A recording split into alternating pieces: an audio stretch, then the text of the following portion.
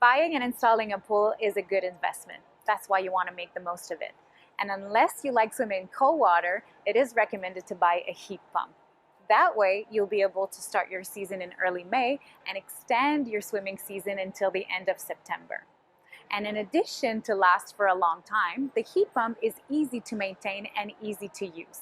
However, when shopping for a heat pump, it is important to check if it is AHRI certified. Because when you buy a 50,000 BTU heat pump, the certification will confirm that it will supply the 50,000 BTU of energy to heat your water of your pool and that your investment will be worth it. Opt for a model that you want, but more importantly, a model that will suit the water volume of your pool. So this summer, relax, have fun in much warmer water, and extend your swimming season.